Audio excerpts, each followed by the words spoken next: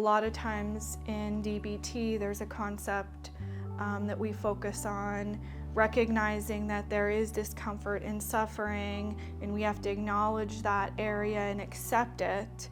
Yet we also know that there's this concept of change, and it's through our program and these skills that change takes place. Being able to help them see that their suffering is temporary, and it's through action steps that allow them to feel more confident and equipped. Hi, my name is Alyssa Peters, and I'm a therapist here at DreamLife Recovery, the residential facility. DBT is an evidence-based treatment model that we use here at DreamLife.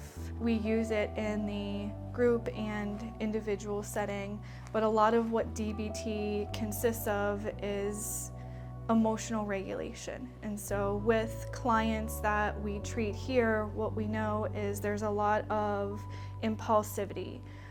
We notice self-harm, inability to just face emotions in a healthy way. And so through that treatment model and providing them skills along the way, we see a decrease in those behaviors. And so it's those behaviors that is our target for dialectical behavioral therapy. Naturally, what we know about substance use is that it is dual diagnosed. So we use DBT as that model for mental health diagnoses. DBT works really well for the population of people that have anxiety, depression, bipolar, but what the biggest thing is it doesn't matter what the diagnosis is, more about the behaviors that we see in these individuals. DBT initially started for the population of people that have borderline personality. As time has gone on,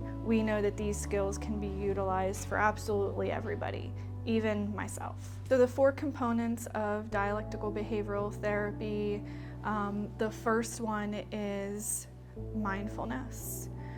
When we look at mindfulness, what we know is we want to work towards getting the clients to have a more even focus with their mental state. And so mindfulness really talks about present moment awareness. And through that present moment awareness, we're having them look at self-evaluation of their own behaviors, emotions, mental status.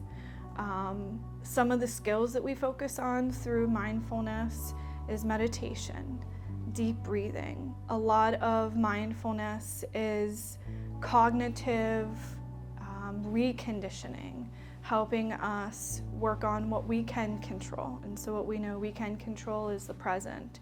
We can't change our past. We can't move into the future. And so a lot of the mindfulness is helping us focus on the day-to-day and working towards forming that present awareness. The second concept is distress tolerance. So with distress tolerance, we really work towards having the clients gain a different relationship with their emotions and recognize that life is uncomfortable and there are things that bring discomfort to us as people, but we have to work towards tolerating that discomfort. A lot of what we focus on is grounding skills, helping them recognize that each person has an emotional threshold. We can only bear so much, but what is important is that they recognize what does that threshold look like for each person. And when they feel that they are at that threshold of discomfort, that they escape in a healthy way. Work towards finding a good resolve in coping with that discomfort rather than going back to what they're used to, which might be that substance. The third concept is emotional regulation. And so with this concept, we are really working on identifying our emotions, recognizing the physical signs within our body that help us recognize those emotions, and then being able to safely form ways of coping.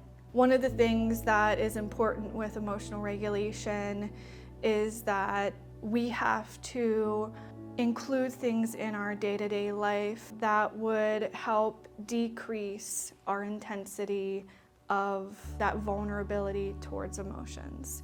So a lot of the skills that we talk about in emotional regulation is healthy eating habits, physical exercise.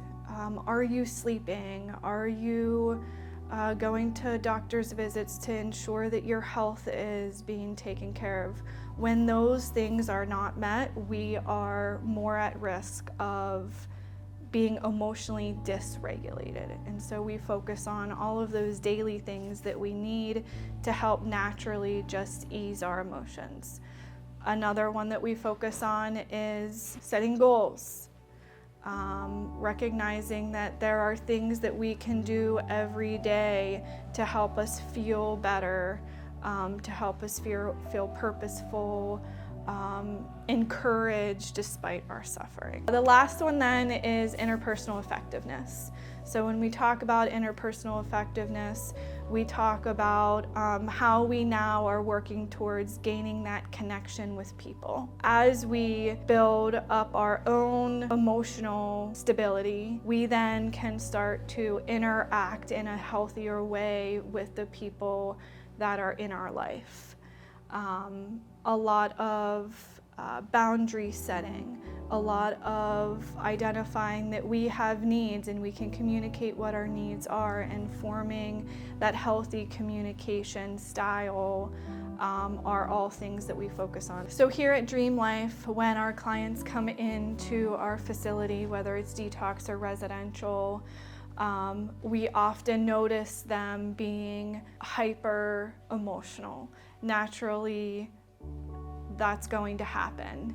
It's very common, knowing that they are detoxing, they're going through that change process, and it's a scary thing. And so we have come up with this welcome packet, and that helps just clients feel comfortable.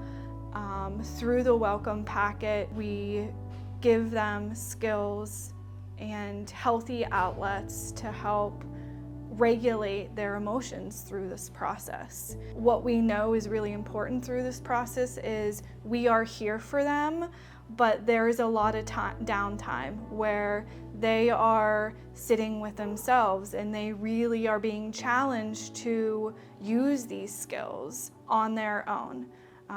They're here with us for a short time. We can give them the resources, and then when they leave, they have to make sure that they are utilizing the skills that we're providing them. So this packet is a really good resource, a good starting point for them to be able to have some skills that they can look into and work towards forming that emotional regulation for themselves.